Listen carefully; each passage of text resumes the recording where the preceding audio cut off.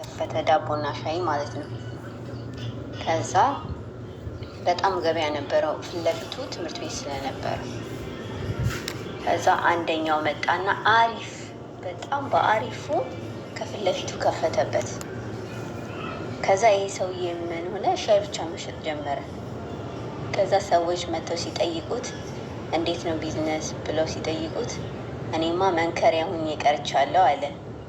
ያ ማለት ከዛ ዳቦ ይገዛሉ፣ እሱ ጋር ሻይ ይገዛሉ ማለት ነው። ሻዩ በጣም ኳሊቲ ያለው። ስለዚህ ሰውን የምንስብበት ነገር ማድረግ አለብን። አሁን ፍሪ ሳምፕል መስጠት፣ አቴንሽን የምንስብበትን ሰዎችን በመንከባከብም ሆነ ነፃ በመስጠት በሳምንት አንድ ጊዜ የሆነ ነገር አድርገህ በሳምንት አንዴ ወይ በወር አንዴ ሰውን የምትስብበትን መንገድ እንትን ማለት አለብህ። አለበለዚያ ኬክ ቤትህን እንትን ሊያደርጉት ይችላሉ፣ መሰብሰቢያ ወይ ደግሞ ዝም ብሎ ቁጭ ብሎ ማውሪያ ሊያደርጉብህ ይችላሉ። ስለዚህ የሚፈልጉትን ነገር መስራት አካባቢ ይወስናል። ስለዚህ ያለሁት አትላንታ ነኝ። ፎሎ አድርጉኝ ከፈለጋችሁ ነው የሚለው። ካልፈለጋችሁም ፎሎ አለማድረግ ምርጫችሁ ነው። አመሰግናለሁ።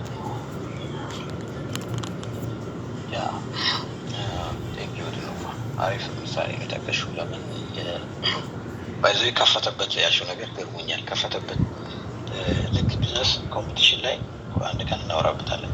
ውድድር ወይ ከጎናችን የሆነ ሰው መጥቶ ሲከፍት ሊያሻሽለን ነው ብለን ብናስብ እና አንድ ቦታ ለምሳሌ ኬክ ቤት ለምሳሌ ባንክ አካባቢ ወይ ደግሞ ኬክ ቤቶቹ አካባቢ አሁን ሰንጋተራ የመለዋወጫ ኗር የሚሸጥበት የቤት የግንባታ ዕቃ ይታወቃል በሰፈሩ። ለምን ብዙ ናቸው፣ በአንድ ተወዳደረ ምናምን ውስጥ አይገቡ። ራሳቸው ብቻ ደንበኛውን በደንብ ይዛሉ። ምርታቸውን ሊያዩት ይችላሉ። የእሱን ግን የተሻለ ነገር ሁሌ ማቅረብ ይታገላሉ፣ ወጪ ያወጣሉ፣ ለማስታወቂያ ለምናምን እቃቸው ንጹህ ይሆናል። ከዛ ኮሚሽን ውስጥ ይገባሉ፣ ያድጋሉ ማለት ነው። እነሱ አንዳንድ ጊዜ ብቻዬን ነኝ የሰፈር ማንም የለኝም የሚሉ ሰዎች ብዙ የማይሰሩበት ምክንያት ማስታወቂያ አያደርጉም። ማንም ሰው ተጫራች ስለ ግን ልክ ሲከፍት ወይ ደግሞ እዛ ጋር ሊከፍት ነው ከተባለ ግን ራሱን ያድሳል ምናምን። ስለዚህ ኮምፒቲሽን ያስፈልገናል። ባይዘ ብላችሁ አትክፉት፣ ወይ ደግሞ እናንተን ለመጉዳት እንደተከፈቱ አታስቡት። ምናልባት ሲያጠና ሰው የእናንተ አያያዝ በደንብ ያልተጠናበት አያያዝ ልትይዙ ስላላችሁ ደንበኛ ስቴት ሰው ሊፈልግ ይችላል። አሁን ኬክ ሲከፍት ሰው ሊፈልግ ይችላል የዛ አካባቢ ብለውን የከፈተው። ስለዚህ ሌላ ኬክ ቤት መጥቶ ደግሞ ከከፈተ እኔ ይበዛል ማለት አሁን የከተማ እንትን ላይ የገጠር ከተማ ላይ ይበዛል 2-3 ኬክ ቤት። ለምንድነው ይበዛው? ከተጠቃሚ አንፃር አንድ ቢዝነስ እንጀምር ባይዘ ለማን ነው መሸጠው አሉ ወይ እዚህ አካባቢ እነሱ የሚገዙን ሰዎች እዚህ አካባቢ አሉ ወይ ብለን ብቻ ካሰብን እንመለሳለን ማለት ነው። ቦታ ልንቀይር እንችላለን። ራሱ አንዳንድ ጊዜ ቅድም ተብሏል ኬክ ቤት ተከፍቶ ተማሪዎች ፊት ለፊት ማድረጉ ለምንድነው? ህጻናት ፊት ለፊት ያስገዛሉ ነው። የህጻናት መጫወቻ ምናምን የሚሸጡ ሰዎች ካያቸው ትምህርት ቤት አካባቢ መሆኑ የሚፈልጉት ለምንድነው? ህጻናቶቹ ፑሽ እያደረጉ ዛሬ ባስገዙ ነገ ያስገዛሉ። ልብስም ምናምን ሎኬሽን ሲመረጥ ማለት ነው። የገጠር ከተማ በቢዝነስ የሚመከረው ወደ ከተማ የሚወጣ እቃ መሸጥ ነው በደንብ የሚሰራ። አሁን ኩኪስ ኦልሬዲ ጀምረዋል። አሁን እኔ ለአንተ የምነግርህ ኬክ እና ኩኪስ ያው ምንም ብዙ አይራራቅም። ስለዚህ ኩኪስ በትንሹ በግማሽ ኪሎ በሙሉ ኪሎ ምናምን መስራት የምትችል ከሆነ እሱን የርክ ኬኩ ይቆይ፣ ከተማዋ ትንሽ ትደግ ምናምን ይቆይ ብለህ እነዚህ ቦምቦሊኖ ተቆራጩ ምናምን ማድረግ ትችላለህ። ኖርማል ስለሆነ ችግር የለም። ግን ከዚህም የሚመጣ ሰው እንዲጠቀም ደግሞ ሲተያየቅ ሰው አሁን ለምሳሌ የሆነ እንግዳ ሲሄዱ ኩኪስ ምናምን ይሄዳላል።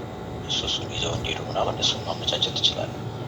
ማስታወቂያ መስራት ማለት ነው። ቢያንስ ዋናን ከመለስክ በኋላ ግን ካፌው ላይ በደንብ ስራ። ካፌ የትም በደንብ ያቋጠል። አንድ ሻይ አንድ እንደዚህ የታሸገው ሻይ 40 ብርጭቆ እንደሚወጣ ተናግሬያለሁ። ከዚህ 40 ብርጭቆ ማለት ወደ አሁን 30 ብርጭቆ እናድርገው ካላችሁ ሻይ ጎመዘል ሲሰራ ራሱ ወደ እንደዛ ነው የተሰራው። ስለዚህ 40 ብርጭቆ ታውጣላችሁ ከአንድ እቃ ላይ ማለት ነው፣ ከአንድ ምርት ላይ ገብቷችኋል። ስለዚህ ሻይ መሸጥ በጣም ያመጣል። ሞር እሱ ማድረግ ዋጋ ቀነሰ ቢሆን ከዛ በኋላ ሻይ ሲያዙ በጣም ቋሚ ደንበኞችን ደግሞ የተወሰነ ኩኪስ በነፃ ምናምን እየሰጠ ያንተ ማድረግ ሰው እዛ ጋር በብዛት ካየ ሰው ይመጣል። ቤቱ ሙሉ ከሆነ ይመጣል ሰው። ስለዚህ በሆነ መንገድ ሰውን ቤትህን ሙሉ አድርግ። ሻዩን ዋጋ ቀንሰ ቡና፣ ስፕሪስ ምናምን ነገር ማኪያቶ ምናምን አንድ ስፔሻል ነገር ቢኖረ አሪፍ ነው። ስለዚህ አንተ ደግሞ ኬክ ብላ፣ ስለዚህ ኩኪስ ላይ በደንብ አድርገው ያንን አይተው እንዲመጡ ማለት ነው። አንዳንድ ጊዜ በወር አንዴ ወይ እየጠበቅ የተወሰነ በነፃ ዝም ብለህ ካፌው ላይ መስጠት። አዲስ አበባ ካያችሁ ካንድል ናይት የሚሏቸው ነገሮች አሉ። እዛ ላይ በነፃ ኩኪስ ምናምን ይሰጧቸዋል የዛን ቀን ማለት ነው። እንደገና ደግሞ ሌላ ኬክ ቤቶች ካሉ አንተ ከነሱ በምን ትለያለህ? የሆነ ነገር አንተ ጋር የሚስብ ነገር መኖር አለበት። ለምሳሌ እኔ አዲስ አበባ እያለሁ አሜሪካን ግቢ ሻይ በመሸጥ ብቻ ሀብታም የሆኑ ቤተሰብ አውቃለሁ። በድስት ነው የሚፈላው ሻዩ። ድብን ያለ ነው፣ ቅመም ያለው ነው፣ ሁሉ ቅመማ ቅመም የገባበት ነው። በደንብ ድብን ያለ ሻይ ነው፣ ድምቅ ያለ የቱርክ ሻይ የሚመስል ነው። ሌላ ምንም አይሸጥም እዛ ቤት ውስጥ። ሴትዮዋ የኔ ጌታ ልጆቿ መኪና አስመጭና ላኪ ሆነዋል። ሻይ በመሸጥ ታውቁ እንደሆነ አሜሪካን ግቢ መውረጃው ላይ ሻይ ብቻ ነው እዛ ቤት የሚሸጥ። ሌላ ምንም ታሪክ የለም። ቡና ራሱ የለም፣ ሻይ ነው ያለው እዛ ቤት። ሻይ በመሸጥ ግን ሻያቸው ግን የሚጣፍጥ ነው። የትም ሰፈር ሄደህ የምታስታውሰው ሻይ ነው፣ የዛ ቤት ሻይ ነው የምትለው። የዛ ቤት ሻይ ብርጭቆም ተለቅ ያለ ነው። ሻዩ በቃ ድምቅ ያለ ደም የሚሞላ ሻይ ነው። የፈለገ ሰፈር ብትሄድ የምታስታውሰው ሻይ ነው የዛ ቤት ሻይ። በዛ ብቻ ልንገር፣ ሴትዮዋ ሚሊዮነር ልጆቻቸው አስመጪና በቃ ምን ልበል ቢጠሯቸው አይሰሙ። ምንድን ነው ከሌላው ሻይ የሳቸው በምትለየ ጣዕሙ፣ ደማቅነቱ፣ ማንቃቱ፣ ሳይዙ የብርጭቆ ብቻ ሻዩ ይጣፍጣል የዛ ቤት። ዴቭ ቀጠል ስለታገስከን እንግዲህ እናመሰግናለን። ቀጠል ዳዊት። ሰላም እንዴት ነህ? ሃፒ በርዝዴ። ያው በርዝዴ መሆኑን ዛሬ ነው የሰማሁት።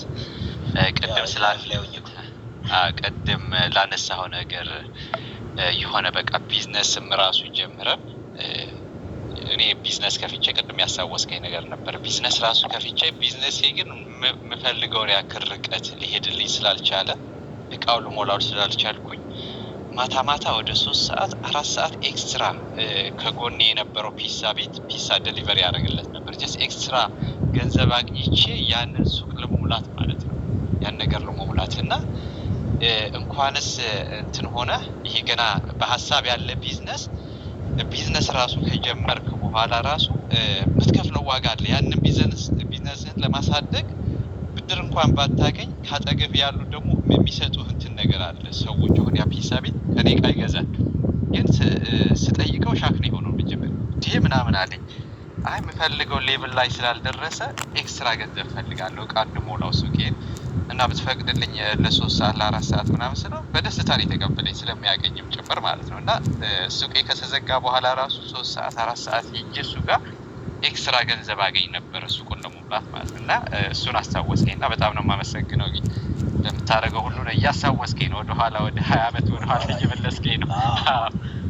አንዳንድ ሰው ለመጀመር አሁን ያንተ ልምድ ለመጀመር ይጠቅማል። አንዳንድ ሰው ሲጀምር ወይ ከጀመረ በኋላ ወዲያው የሚያደርገው ነገር ሲያጣ ከሚጠበው እንደዚህ ቀደም እንዳልነው ነው ቲም በቃ አሁን የአካባቢ አንዳንድ ሰዎች የጠበባቸው ሰዎች የሆነ መንገድ ፈልገው በተጨማሪ ከማርገው እቃቸውም የሞሉበት ምናምን መንገድ ማለት ነው። እና ቴንክ ዩ አሪፍ ነው።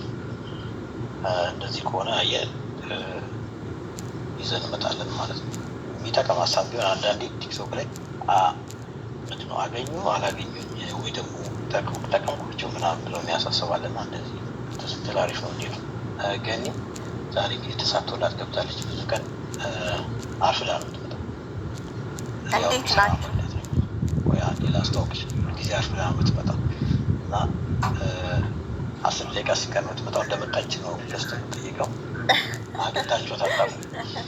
ላስተዋወቃችሁ ብዬ ነው። እሺ ሰላም ናችሁ?